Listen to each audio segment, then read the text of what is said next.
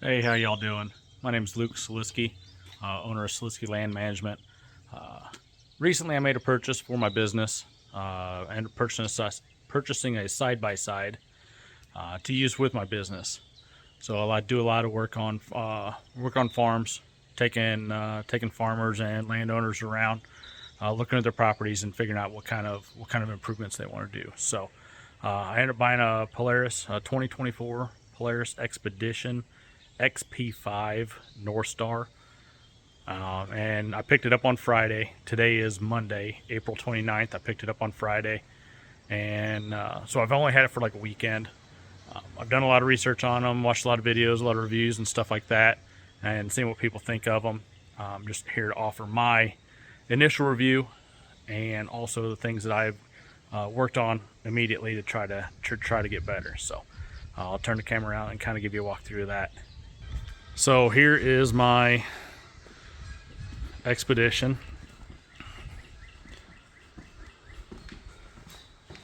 As you can see, like I said, it is the XP5 Northstar.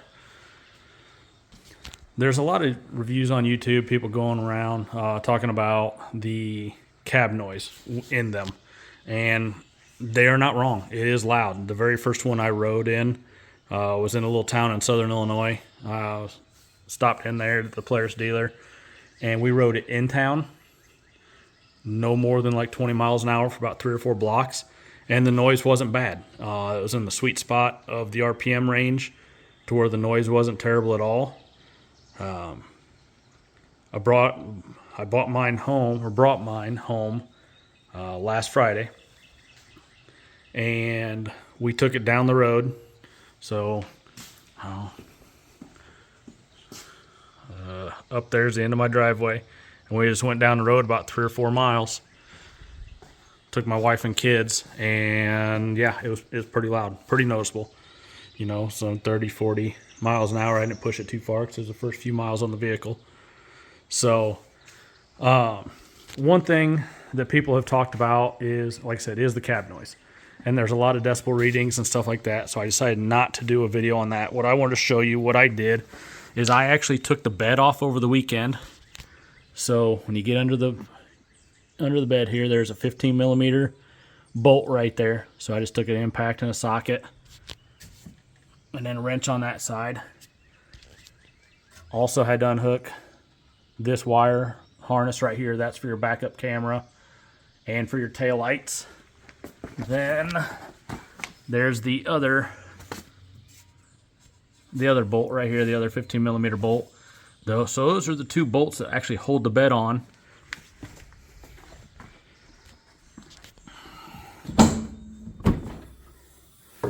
So then you lift the bed up, and you can see the support rod here, the support strut. So it's got the hairpin clip right there, the R clip. Took that out and that pin out. And then way down there at the bottom, you can get your hand in there. It's not terrible. There is the same thing. It's a hairpin and a clip down there as well. So I took the bed off, and then I used this Fat Mat brand sound deadening material, and I put 4 layers of it on the cab. Now you can see right here, and there, and so on, keeps going down. There's indentations, and so what I did is I cut strips 2 7/8 inch wide, and I put in there initially and tried to make it almost as flush as possible. So there's 4 layers in there, and then 4 more layers across the entire thing. So for a total of 8 layers in spots, but 4 layers for the majority. Now this product is only about an 1/8 inch thick, 1/16 to an 1/8 inch thick. I don't know the millimeters, what they call it out to be, but that's what I put there. And then I'm not sure.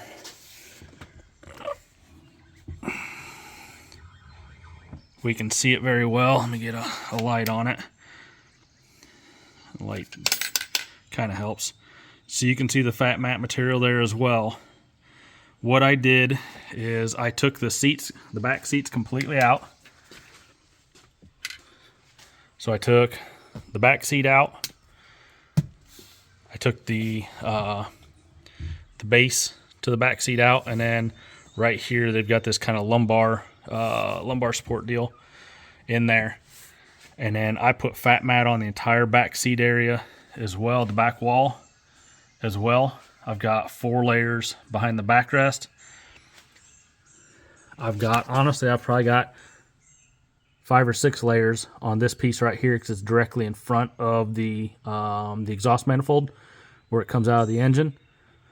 And then every time I do a layer and take it for a ride, I would come back and it'd be loud and then it would be warm. So I put it there, and then I've got another probably 5 layers back up under the seat there. And then, I don't know if you can see it very well, but this is 1/2 inch thick rubber stall mat that I bought from my local farm store for horse stalls and stuff like that. And I custom cut that. Get my little, but you can see I custom cut it to go around in the floor, and it's sitting in there.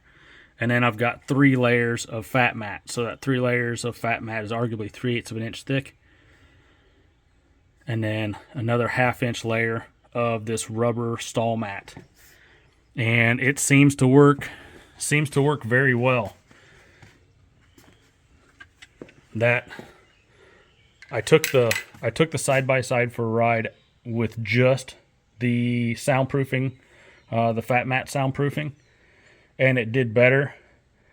And then I custom cut, or hand cut all the stall mat into place, and it's a real high density rubber material.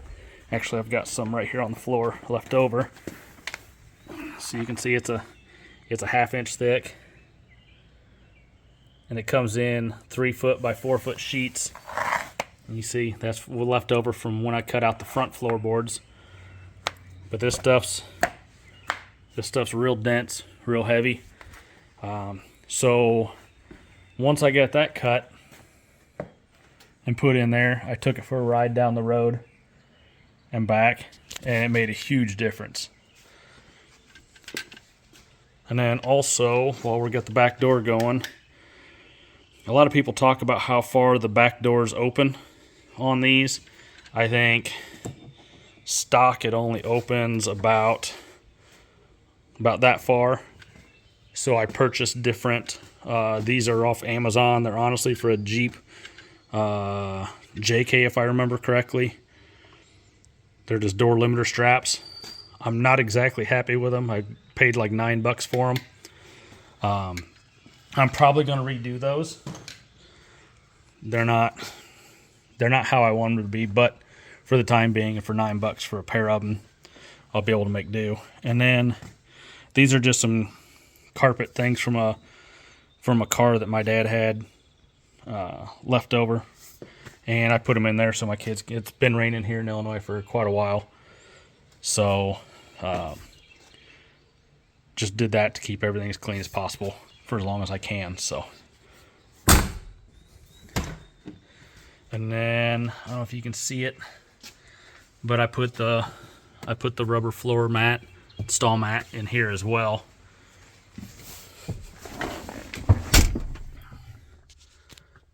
So let's see here. We'll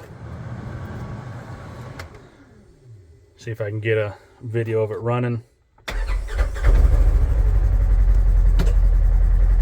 I wish I'd have taken a decibel meter video when I first got it.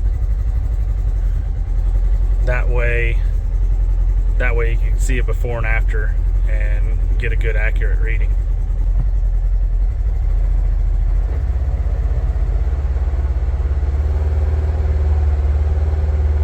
But what I'll probably do is I'll probably try to download a decibel meter app on my phone and try to get a reading on that, and try to get a screenshot of it, or take another phone and try to take a video of it. So see, we've got a ridiculous amount of rain the last few days. We've been really dry. Seem to decide to get it all at one time to try to make up for how long we've not had rain.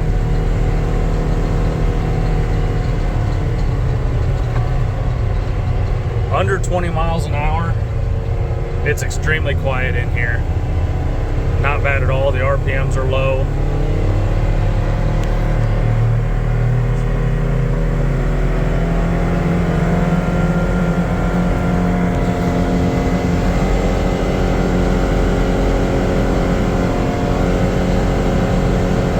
We're going about 35.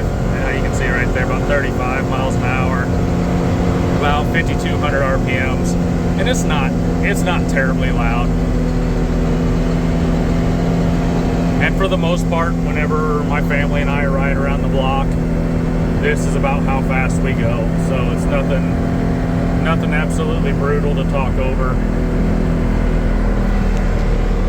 We do go up north, up to northern Wisconsin, and go ride the trails up there. The trails we've been snowmobiling on forever. I think early 2000s when we started going up there to Mercer, and then like over to Iron County and doing all the riding. So trying to get it so it's as quiet as possible for when we go up there. I think we're going to try to plan a couple trips up there this year. So try to keep them as quiet as possible. That way we can enjoy the trips, not have to scream over the engine.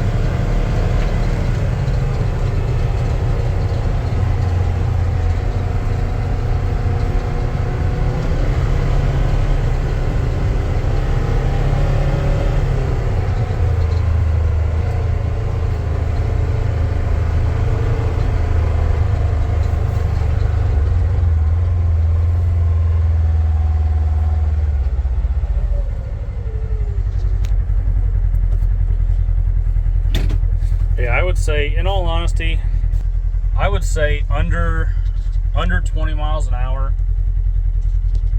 it has helped out a ridiculous amount.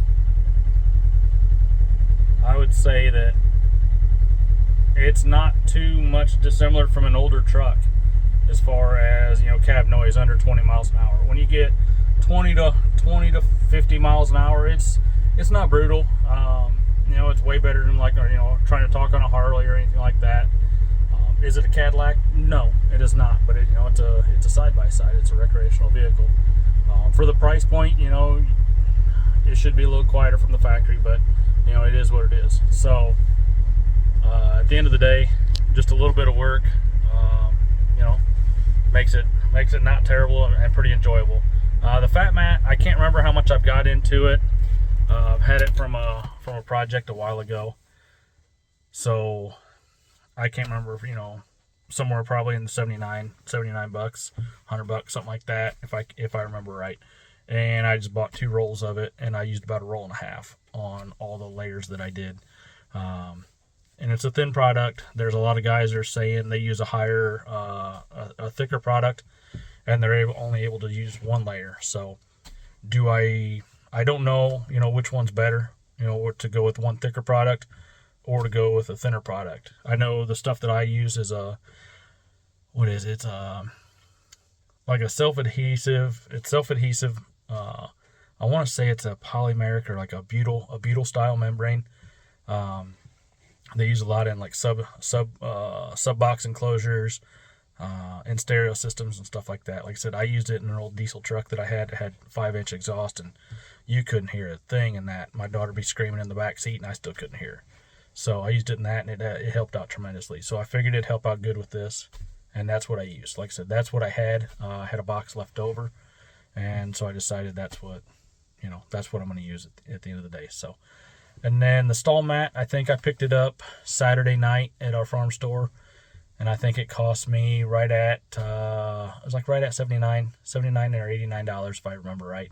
So it's not terrible. So just a little bit of time, and then I think I worked on it most of the weekend. So took it apart, learning it. It was the first time, first couple days I've had this vehicle. So, learning how to take it apart, things of that nature, kind of learning it as I go too. I wasn't just taking it apart and going straight at it. I was kind of inspecting it and kind of figuring it out as I went. So, yeah. So I think I wouldn't say I had 16 hours worth of work in it, just because of starting and stopping, here in my house with my kids. So my kids, were wanting to climb around in it and look at it and push buttons and stuff like that. So just kind of messing around with them at the same time. So under 16 hours, easy little weekend. The bed, honestly, was the easiest thing to take off. It's easier to take the bed off than it is to take the back seat out. My wife and my 10-year-old daughter helped me pull the bed off and put them on some sawhorses in the driveway.